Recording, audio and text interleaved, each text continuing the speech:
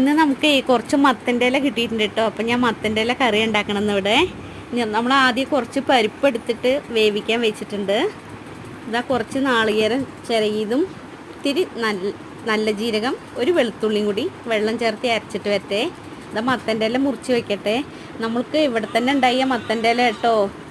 ഇതാ നമ്മുടെ പരിപ്പൊക്കെ വെന്ത് വന്നിട്ടുണ്ട്. നമ്മൾ കുക്കറിൽ നിന്ന് മാറ്റി വേറൊരു പാത്രത്തിലേക്ക് മാറ്റിയിട്ടുണ്ട്. മഞ്ഞൾപ്പൊടി, ഉപ്പ്, മുളക് പൊടി ഇട്ട് കൊടുത്തിട്ടുണ്ട്.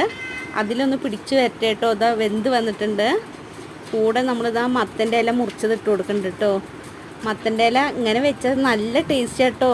ഇങ്ങനെ വെച്ച് നോക്കൂ. മത്തൻ്റെ ഇല കറി അടിപൊളിയാണേ. നമ്മളിതാ നാളികേരേ മത്തൻ്റെ ഇലയൊക്കെ വെന്ത് കഴിഞ്ഞ ശേഷം ഇതാ നമ്മൾ അരപ്പ് ഒഴിച്ചു കൊടുത്തിട്ടുണ്ട് കേട്ടോ.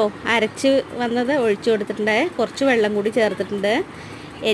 മഴ ഉണ്ടോ എല്ലാവിടെയും? ഇവിടെ നല്ല ഇടിമഴ കേട്ടോ. നമ്മളിതാ അതൊക്കെ തിളച്ച് വന്നതിന് ശേഷം എന്താ നമ്മൾ കുറച്ച് വെളിച്ചെണ്ണ ഒഴിച്ചിട്ട് കടുക് പൊട്ടിട്ട് കുറച്ച് ചെറിയ ഉള്ളി മുറിച്ചതിട്ട് കൊടുക്കുന്നുണ്ട് കേട്ടോ. അത് മൂത്ത് വന്നതിന് ശേഷം വറവിട്ട് കൊടുക്കുന്നുണ്ട്.